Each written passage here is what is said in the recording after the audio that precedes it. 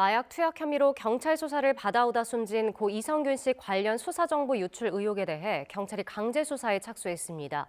이 씨 수사를 맡았던 인천경찰청과 수사 내용을 비교적 자세히 보도했던 인터넷 언론사가 압수수색 대상에 포함됐습니다. 보도에 박정현 기자입니다. 지난달 27일 마약 투약 혐의로 수사를 받던 배우 이성균 씨가 스스로 목숨을 끊은 채 발견되자 경찰 수사를 두고 논란이 계속됐습니다.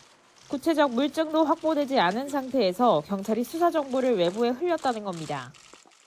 모든 수사 과정에서 변호인이 참여했고 진술을 영상 녹화하는 등 적법 절차를 준수하며 수사를 진행하였습니다.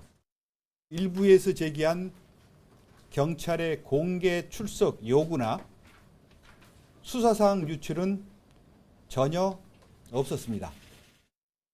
수사를 지휘한 인천경찰청장의 해명에도 비판의 목소리가 사그라지지 않자 결국 인천경찰청은 지난 15일 경기 남부경찰청에 스스로 수사를 의뢰했습니다.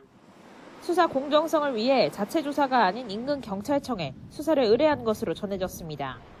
이후 꼭 일주일 만에 경기 남부경찰청은 인천경찰청 마약 수사계에 대한 강제 수사에 나섰습니다.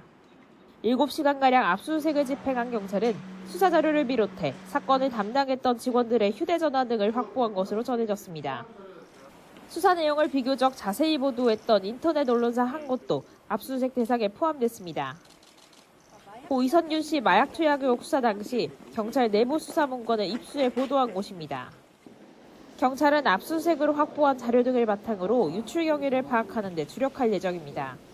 이런 가운데 경찰의 사건을 넘겨받은 검찰은 마약 투약을 빌미로 이 씨를 협박해 3억 5천만 원을 뜯어낸 혐의를 받는 유흥업소 실장과 전직 배우를 재판에 넘겼습니다. YTN 박정현입니다.